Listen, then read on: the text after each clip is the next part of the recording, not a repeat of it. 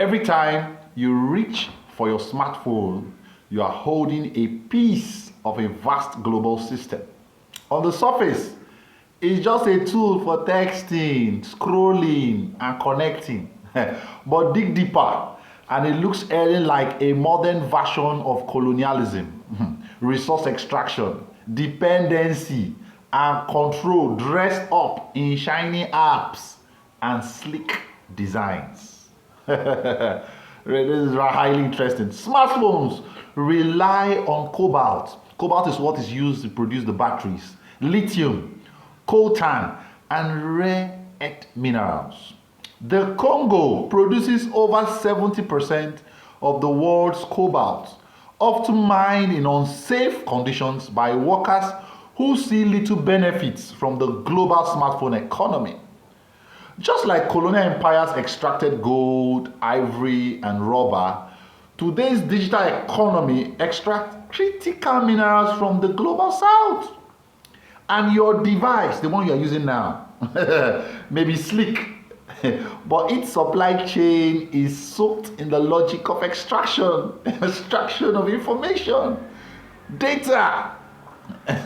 Information as the new oil. It's no longer oil, information. You don't pay Facebook. You don't pay for Facebook, TikTok, or Google in cash. You don't. You pay with your data. Data from billions of users worldwide flows to servers in the US and China, enriching tech giants while leaving users with no ownership or profits. This resembles the colonial model. Resources now digital extracted from the peripheral regions concentrated in global power centers like our big tech companies and the West. And just as colonial powers mapped and controlled land, tech companies now map and control our digital lives. Can't you see it? Who controls the economy?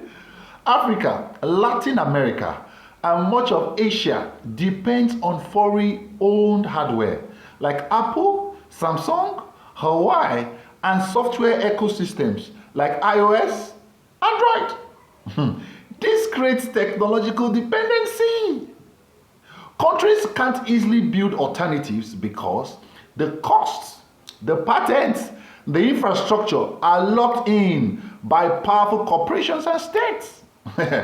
It mirrors colonial era trade systems where colonies could not industrialize because they were forced to remain consumers of empire-made goods. They could not industrialize. That's why we Africans lost many of our skills. We're skilled men, but we have to embrace these systems. The US-China rivalry shows that smartphones are not just gadgets. They are strategic assets. Washington's ban on Hawaii, if you will recall when the ban was less about spying fears and more about who controls 5G infrastructure and global communications. You heard about the chip wars, sanctions, and supply chain disruptions prove that your phone is caught up in the global struggle for technological dominance.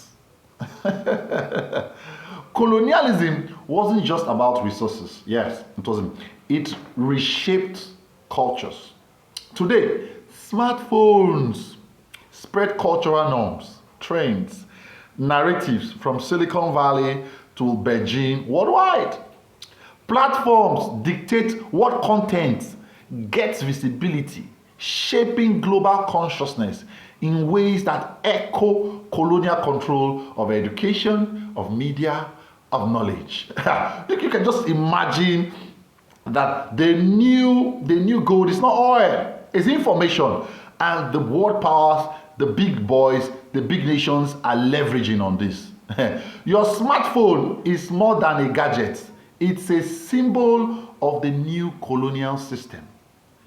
Extraction of raw materials, exploitation of data, dependency on foreign ecosystem, control through geopolitics and culture. The colonial map has gone digital. it now fits inside your pockets. We carry it in our bags. We carry it in our pockets and everywhere. So now they know that if they control the information, if they control the data from these nations like Africa, like South America, they will be in control of the entire space. And that is why the new control, the new quest is digital quest, digital dependency. Make Africa, make the developing nations dependent on them digitally, and then you control the entire. And with the advent of AI, you could see that China and the US, they're struggling. Who will outsmart the other? Dependency. How they can leverage on the less facility, the low facility, the illiteracy in Africa, and the lack of finance, and then they pump in these various gadgets, get the required information, control the people, exploit the people, make big sums of money, and then they are in control. He that is in control of an information, he that is in control of information and data controls every other thing. So what do you see smartphone as a tool to colonialism? Put it in the comment section. See you in my next video. I remain Mezier. Thank you.